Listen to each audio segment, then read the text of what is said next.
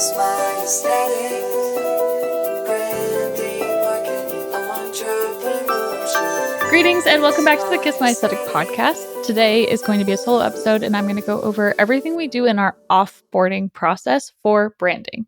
So if you're listening to this episode, maybe you are a client of ours and you're heading into week 4 of your project or week 8, depending on what you've selected, or you're a designer, you're just curious how we handle the offboard and all of the file asset management for your project. But this episode is going to really go over how we end a branding project, which can sometimes be hard to do because you've got all this excitement, you've started going, you've kind of already delivered the assets from a presentation standpoint, and it's now down to the brass tacks of handing off all of the design work that you've worked so hard on. So this episode is really going to cover that. As always, if you've learned something or you want more episodes or you have an episode idea, you can always email podcast@mk2bcreative.co for that. But without further ado, we will get into the episode. So the thing you have to consider here is this is for basically like that last 2 weeks wrap up of the end of a project. So what I'm talking about with offboarding is that you've started, your first phase is really onboarding, bringing that client on. Then you have the project. And once the project is finished, you're getting into an offboarding phase. So what this looks like on our side is this is part of our process that's laid out in a template in Basecamp. Basecamp is the project management system that we use, and we have a certain number and series of steps that we must do at the end of every project to basically offboard that client so that they have everything that they need and they feel good to go. But really the offboarding for us is happening at that last slide of the branding presentation is when the offboarding process begins, because we're always operating from a place of the branding being approved 100% and ready to go. But I love to create a slide in the end of the presentation. You can see these on our website that says next steps. So once the client has viewed and reviewed the work that we've done for them, we really want to make sure that we are laying out next steps as far as who do you need to talk to from like an outside contractor standpoint? What assets are you going to need most immediately? What's going to be kind of like a phase 2 situation? And then what other services could we offer you so that you kind of stay in our universe? So that'll always be the end of the branding presentation is next steps. For our smaller service brand design, it's a different series of steps than full service brand design. The biggest difference there is in the number of deliverables. So on the mini brand design package, the end of that deliverable or handoff is what we call like the brand guide cheat sheet. So this is a 1-page, 8.5 by 11. It's got the logos at the top, your colors with your color codes in hex tones. Then we have the mood board. We have your fonts written out, your H1, H2, H3, and accent font. Then we have maybe like a preview of the mockups or a preview of some social posts, some other kind of piece of visual material that showcases how all the branding comes together. So that's what we call like the brand guide cheat sheet. This is the pitch to the client is this is the 1-pager that you'll need to show anyone that comes in contact with your business on how the brand is supposed to be portrayed. Granted, it's not going to give you the background, like the brand adjectives and the ideal customer personas. Like it's not so in depth. It's literally just a visual cheat sheet. That's why we call it that. So that's the first deliverable in the offboarding process. So we present to the brand. One of the things I'll put under next steps is we're going to generate out your 1-page cheat sheet. That lives in Google Drive. So we're always backing up our clients' work to Google Drive. We have our MK2B Creative Co. Google Drive. We have a folder called Clients. Within Clients, there are folders alphabetically, A to Z. And then under each letter, obviously, is where we have an additional folder for each client. The client is invited to that folder at the beginning of the process. So that becomes part of the onboarding sequence is getting them acquainted with Google Drive. And the explanation I tell them is you're going to want to bookmark this page so you can come back to it, but you're also going to want to download all of the assets from the Google Drive at the end of the process to keep on your own computer or your own drive for your own access. Our team pays for an infinite amount of storage with Google Drive, so you'll always have a backup with us, including the original source file, so that would be all your Illustrator, Photoshop, etc. But obviously makes a lot of sense for that business to also have their own version of those assets. So we'll say we're going to make your 1-pager cheat sheet that will live in the drive. We also will link any of the meeting recordings from their entire project will live in the Google Drive. We will also add any behind the scenes clips that we took, time lapses, live streams, anything that they can use in a marketing way will live in the Google Drive. Besides Google Drive, we also set them up on Canva. So all of the logos, fonts, colors, styles, images, patterns, graphics, etc., get loaded into the Canva brand kit. We recommend that all of our clients sign up for a Canva Pro account so that they can update all of their Canva brand kit to their style guides. And that's especially great when they have multiple team members that are using the Canva account to create graphics, because you can actually lock some of those design parameters to make sure that things stay on brand, right? You don't want people using a bunch of different colors or a bunch of different fonts. It'll compromise your brand integrity. So being able to add it into the Canva brand kit is really helpful. The other way I'd kind of describe the difference between Canva and Google Drive for our clients is Canva is your working kitchen and Google Drive is like your back of house freezer, right? So like your ingredients will be in the freezer, like they're locked and loaded. That's where they live. That's where they get stored. But from a day-to-day perspective, you want to use your Canva because that's your working kitchen, right? That's where your fonts, your logos, your styles, your colors, etc. Those will all be in the Canva. If something happens to your Canva, you can always go back to Google Drive, export those assets, bring them into Canva as needed. So Canva and Google Drive being the two biggest points for us to hand off branding. In Google Drive, we also like to give lots of different file types. So we will organize their drive into a series of folders. Usually it's one bigger folder that says branding. Inside the branding folder is a folder called logos, fonts, icons, patterns, illustrations, stock images, and anything else that we might have used for the project. So in the logo folder, we will also make folders for each of the different variations of the logo. So you might have a main logo, submark, horizontal, vertical, etc., combination mark. And in those folders, it's broken down even further by file type. So there will be PNG files, SVG files, PDF files, JPEG files, and the Illustrator file. So we always make sure to isolate out the Illustrator files for the logos aside from the other assets that we're creating, because sometimes our clients need signage, for example, or they need embroidery, or they need something where they're going to scale up that logo quite large. And we want to make sure that they have access to the Illustrator file, and also that our team has an extra backup through the Google Drive. So those are all contained within the logo files in that file handoff. Then to move over from logos to fonts. So a lot of the fonts that we use in our process are Adobe fonts. We pay for Adobe, but if you're going to specify a font for a brand, you need to make sure that that brand pays for that font license. It's in our contract that if we specify paid fonts, that the client is responsible for purchasing their own font license. Or if we're going to use a free font, we will provide the TTF or OTF file to that font. So in the instance where we've used paid fonts, like they're coming from Adobe fonts, we will create in that Google Drive folder a Google Doc that says font links.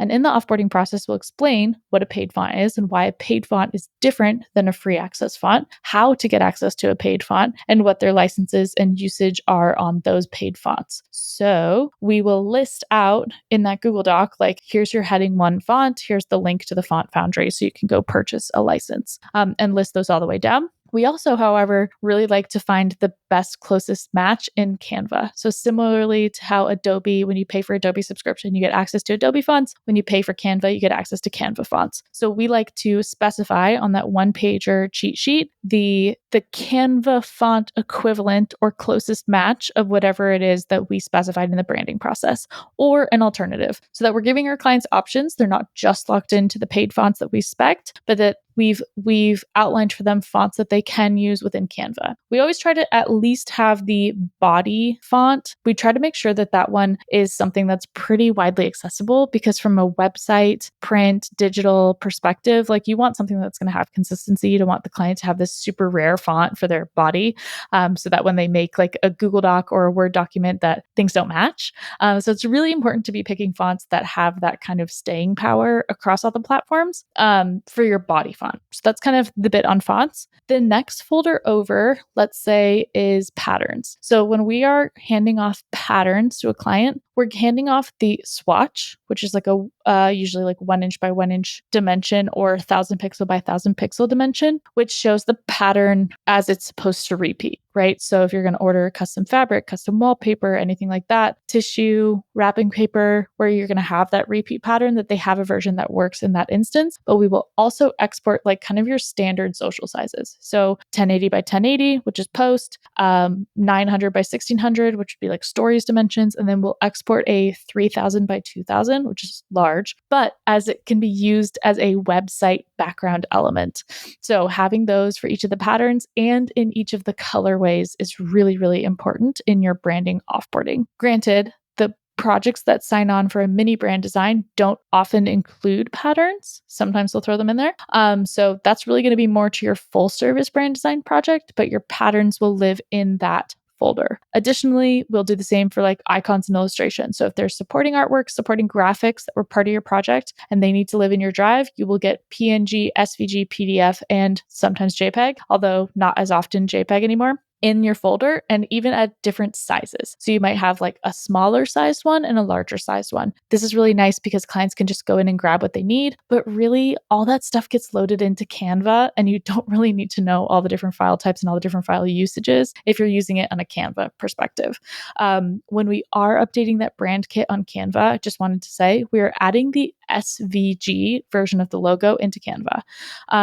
You can add PNG or SVG. SVG stands for Scalable Vector Graphic. And that if you put SVGs into the brand kit, when you click it onto the project, you can actually change the colors of it within Canva. So obviously, you want to tell your clients like, hey, only change it to the other colors in the brand suite. But if you've got a dark logo, for example, on a dark background and you need to create more contrast, if you're putting in the SVG into Canva, they can very easily change the colors to the lighter color in their palette without you having to upload like 16 different variations of every single logo into Canva. So I definitely recommend that. We will also help to add the templates to their brand kit. So for example, if we're doing branding, rebranding for someone and they've specifically asked for like social media templates, document templates, etc., that aren't going to change, you can put those in under the brand kit as brand templates.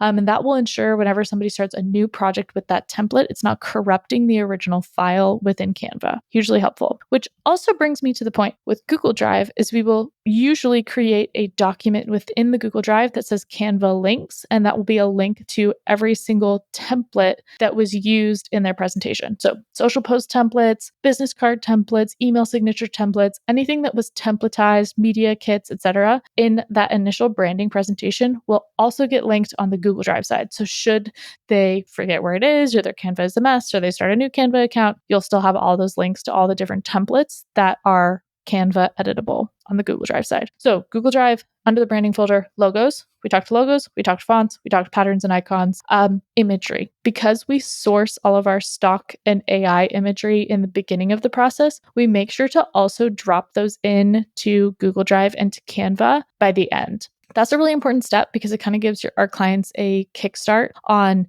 creating content, creating social posts, creating, handing off to the website teams, because our team doesn't often offer websites, that if they need to work with a website team and they want access to that one image that they saw in the presentation, like they can have it. So we make sure that that lives in there. We also make sure that mockups that we make live in the Google Drive and the Canva. And that really ensures that our clients have everything that they need from what they paid for from the brand design process. So that would cover both the mini brand design and the full service brand design. Now, on the full service brand design side, there's a whole extra checklist in our Basecamp project that's literally line item for line item all the deliverables, because it includes a lot of things, right? Business card, letterhead, Spotify playlist, email signature, social mockup, social branding, templates, all of those things I just mentioned. What that's final deliverable is of the full service brand design versus the mini brand design is the full service brand design. You're getting that multi-page, beautifully made, professionally clean, organized, methodical document that tells you exactly what the brand is and how it's supposed to function. So that's anywhere from 17 to 25 pages long. It's explaining everything that we took into consideration in the design of the brand. So it's going to be a real deep dive in the ideal client market, the adjectives, the mission and vision statements, the promise, the brand core values, and then all of that included with the logos, the use of the logos, the inappropriate use cases of the logos, the clear space, file sizes, everything like labeled out, right? So that will be in the full service brand design portion, is that multi-page brand guide. And really, when you see the two things side by side, I tend to do that on the onboarding process or part of the discovery call to say like, okay, what are you looking for at the end of this? Do you need just like a one-page cheat sheet to get you started? Or are you really looking for that brand Bible that's going to be non-negotiable? Anyone that picks it up is going to understand what this brand is and who it's for.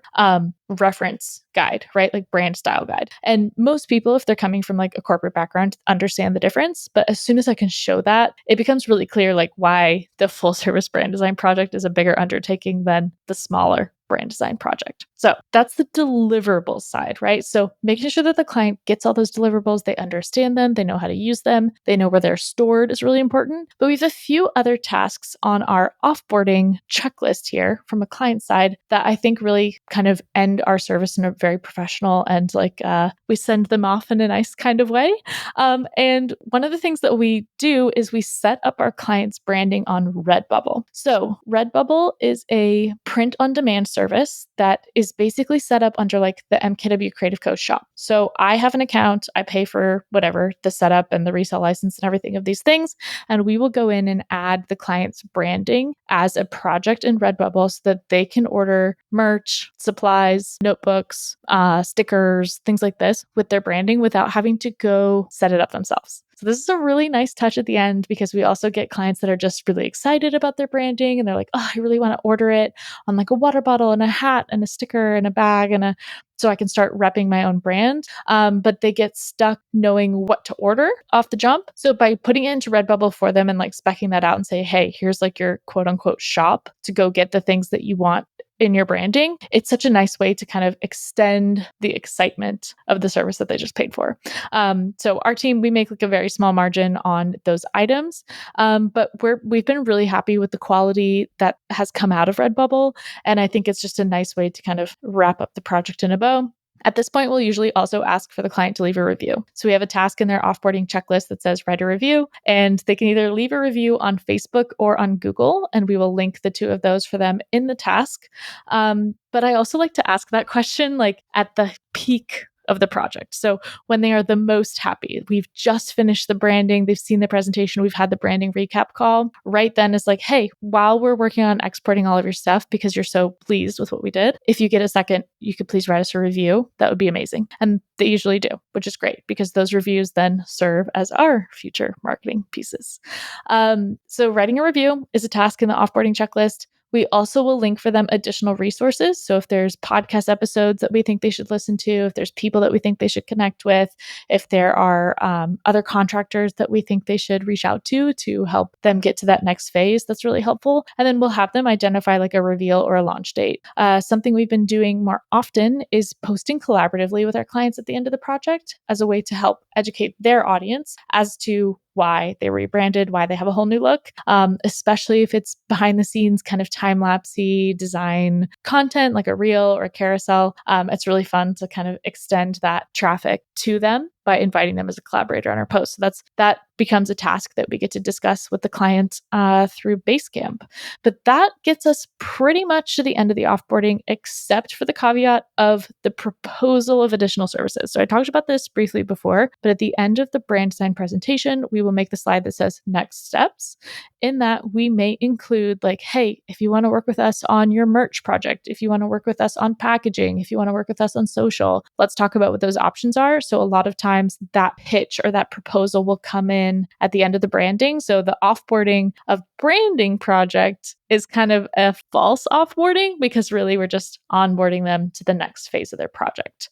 But that would pretty much cover all of the offboarding start to finish as far as getting from the end of the project to assigning the client exactly off. We will send them a message at the very end like, hey, we've completed all the tasks of your projects. Thanks so much for writing us a review. Think of anybody else that needs what we do, let us know, but we're here for you, and kind of send them on their merry way, which is very nice. But that should give you a good sense of what the offboarding process looks like working with our team. As always, if you have questions, please leave them in the comments on YouTube or write us an email, podcast@mktbcreative.co. But you guys asked for it, and here it is, the offboarding episode. Thanks so much. Catch you next time.